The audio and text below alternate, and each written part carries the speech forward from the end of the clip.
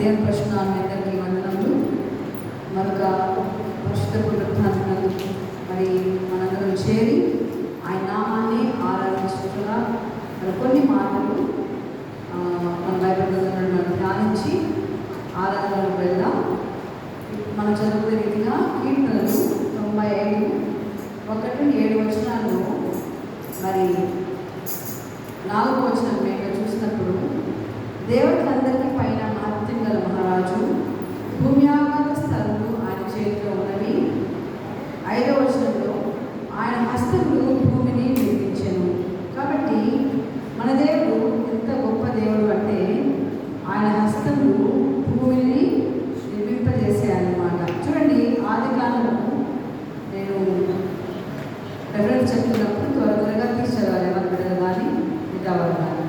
ఆది కాండము 1వ అధ్యాయము 1వ వచనం ఏముంది అక్కడ? ఆదియందు దేవుడు భూమి ఆకాశములను సృజించాడు. కాబట్టి భూమి ఆకాశము ఆయన యొక్క సృష్టి.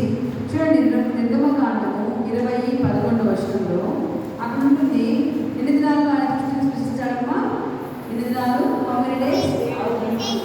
6 days కదా. 6 దినాల్లో ఈ యొక్క సృష్టినంతటిని ఏంటివి? ఆకాశము, భూమి, సముద్రము, జంతువులు, పక్షులు కదా, ఇవన్నీ కదా.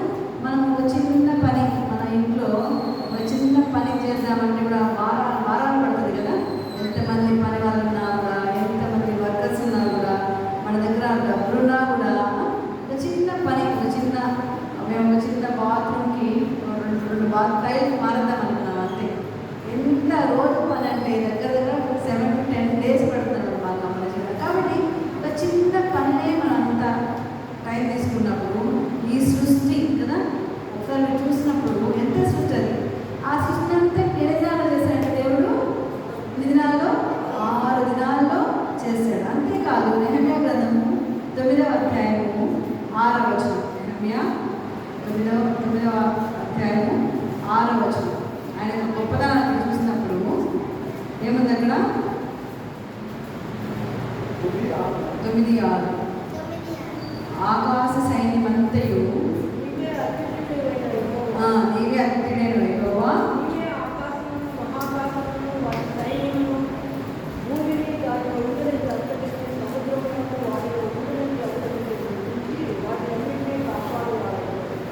ఇంకా ఆకాశ సైన్యమంతయు నీకే నమస్కారము చేయుచు. ఇంత గొప్ప దేవుడి కనుక మహాకాశము పట్టజాల దేవుడికి ఆకాశ సైన్యమంతయు అంట ఆయనకే నమస్కారం చేయుచుంది. అంత పవర్ఫుల్ గాడ్ అన్నమాట. ఇంకా చూడండి, ఆయన ఏ రకంగా భూమి చేశాడు అంటే యోబు గ్రంథము 26వ అధ్యాయము 7వ వచనం చూసినప్పుడు, యోబు 26:7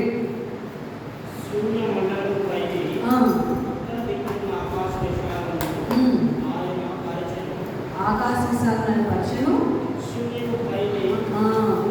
శూన్యము పైన ఇక్కడ ఏం చేశాడంట? భూమిని రేలాడదీశాడంట. ఊహించండి, ఒక శూన్యం, జస్ట్ ఒక శూన్యంలో ఆయన భూమిని అంటే ఏం చేశాడంట? రేలాడదీశాడంట. అది ఇంకా కింద పడిపోదు, పైకి వెళ్ళిపోదు. అంటే ఒక నిర్దిష్ట భూమి తనకు తానే తిరుగుతుంది, అలాగే దేశం తిరుగుతుందంట, సూర్యుడి చుట్టూ తిరుగుతున్నాడు. కాబట్టి ఇంత జ్ఞానము ఆ సైంటిస్ట్ కూడా అర్థం కానటువంటి జ్ఞానంతో ఆయన శూన్యంలో భూమిని రేలాడదీశాడు. కొంచెం అటు ఇటుకైతే ఏమైపోతుందంట? ఎర్త్ క్వేక్స్ కదా, ఎర్త్ క్వేక్స్ చేస్తాయి. కొంచెం అటు ఇటుకైతే ఏమైనా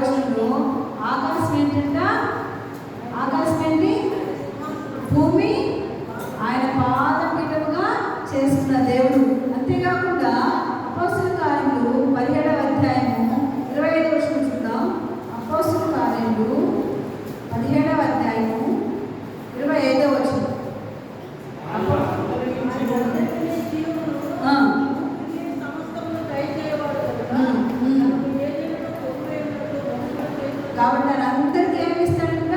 జీవము, ఊపిరి, సమస్తమును దయచేసి దేవుడు అన్నమాట. లాస్ట్ చూడండి, హెబ్రీయులకు రాసిన పత్రిక 11వ అధ్యాయము 3వ వచనం. హెబ్రీయులకు రాసిన పత్రిక 11వ అధ్యాయము 3వ వచనం. ప్రపంచంలో దేవుని యొక్క వాక్యం వల్ల, ఆయన మాట చేత సమస్తము సృష్టింపబడింది. ఆయన వాక్యం చేత ప్రపంచంలో నిర్మాణమైనవి. కాబట్టి చూసారా ఎంత గొప్ప దేవుడు కదా. ఏం చూసాము? ఆయన ఆకాశమును భూమిని సృజించాడు. మాట చేత, ఆయన వాక్యం చేత సమస్తము నిర్మింపబడ్డాయి. ఎన్ని డేస్లో చేశాడు? 6 రోజులు చేశారు. ఆకాశ సైన్యం అంతా ఆయనకు నమస్కారం చేస్తున్నది. ఆయన అందరికీ జీవము, ఊపిరి, సమస్తాన్ని ఇచ్చే దేవుడుగా ఉంటున్నాడు కదా. మరి ఆకాశ సింహాసనంగా, భూమిని పాదపీఠంగా చేస్తున్న దేవుడు. ఇంత గొప్ప దేవుడు, ఇంత గొప్ప, అంత గొప్ప దేవుడు మనం ఏం చేస్తాము? స్తుతిస్తాం. ప్రభువా, నేను ఇంత గొప్ప దేవుడు అయ్యా, మనం ఇంత గొప్పగా చేసావయ్యా అని స్తుతిస్తాం. కానీ ఏంటి మనం ఆరాధించడానికి?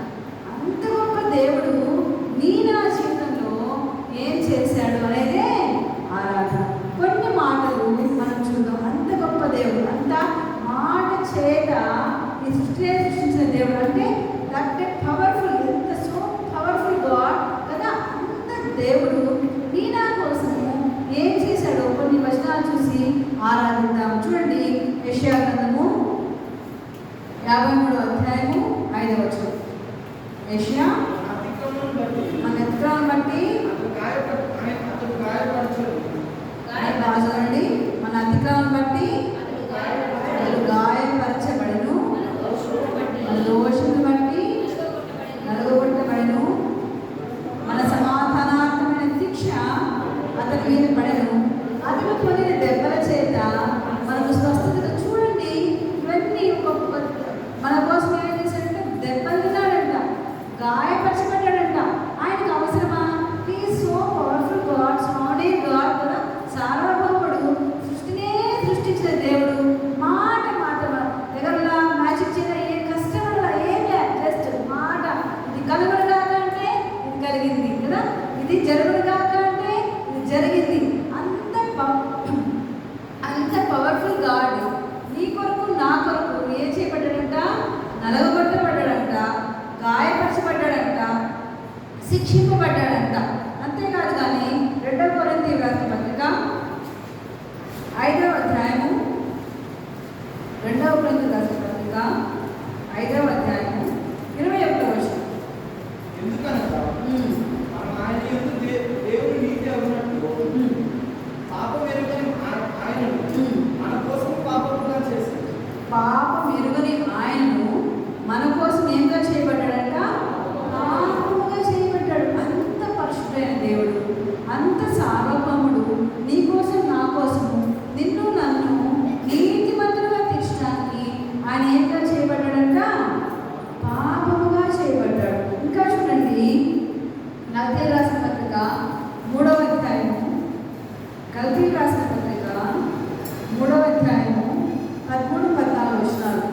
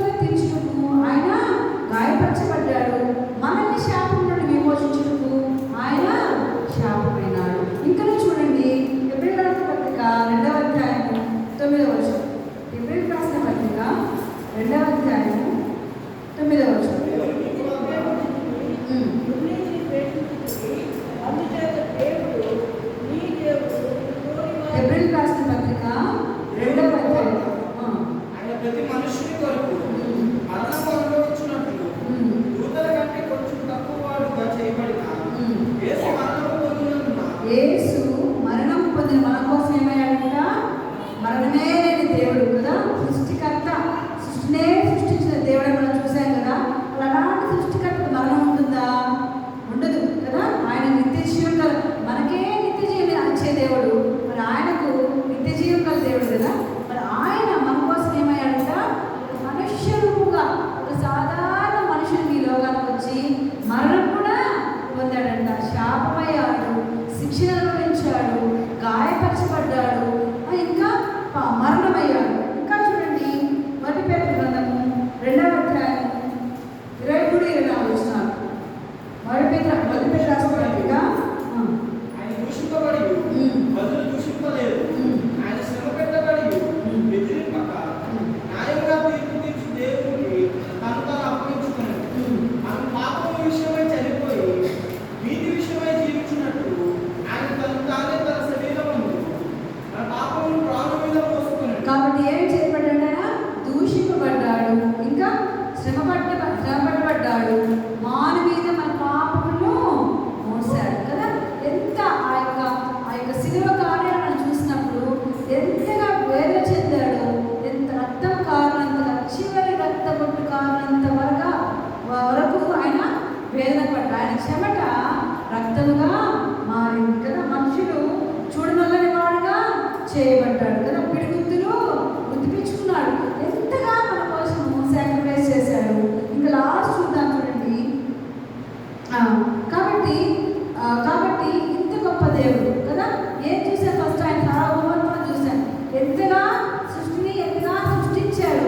ఒక మాట చేత సమస్తాన్ని సృష్టించిన దేవుడు, భూమిని శూన్యంలో వేలాడదీసిన దేవుడు, భూమిని మరి తర్వాత ఒక మాట చేత తన వాక్యము చేత సమస్తాన్ని సృష్టించిన దేవుడు, ఆకాశము తన సింహాసనముగా, భూమిని తన పాదపీఠంగా ఇచ్చిన దేవుడు, చేసుకున్న దేవుడు, అందరికీ జీవమును ఊపిరిని సమస్తము ఇచ్చే దేవుడు. అన్నిటికంటే ముఖ్యంగా ఆకాశ సైన్యం అంతయు ఆయన నమస్కారం చేస్తుంటే ఆయన మన కోసము రోమా సైన్యం ద్వారా సమస్తమైన బాధలను అనుభవించుటకు ఇష్టపడ్డాడు. కొట్టారు కదా, చీల్చారు, ఆయన శరీరాన్ని చీల్చుటకు అప్పగించాడు కదా. నిన్ను నన్ను నీతిమంతులుగా తీర్చుటకు ఆయన దుఃఖపడబడ్డాడు, ఆయన శాపం నొందాడు, ఆయన మరణం నొందాడు, ఆయన పాపముగా చేయబడ్డాడు. కాబట్టి నీవు నేను పేరు దేనికి అర్థం కాదు కదా. కొన్నిసార్లు మన బిడ్డల కోసం సహా మనం అంతగా త్యాగం చేయం, కొంచెం కంఫర్ట్ లెవెల్స్ మనం చూసుకుంటాం. కానీ ఆయన నిన్ను నన్ను ఎంతగా ప్రేమించాడంటే ప్రాణం పెట్టినంతగా. అంతే కదా, ప్రాణం పెట్టడం కూడా ఓకే, కానీ శిలువ మరణం, అన్నిటికంటే ఘోరమైన శిలువ మరణం పొందినంతగా పాపముగా చేయబడ్డాడు. ఏ పాపం పెరుగుతుంది? మన దేవుడు పాపంగా చేసి ఆయన యొక్క నీతిని మనకు ఆపాదించాడు.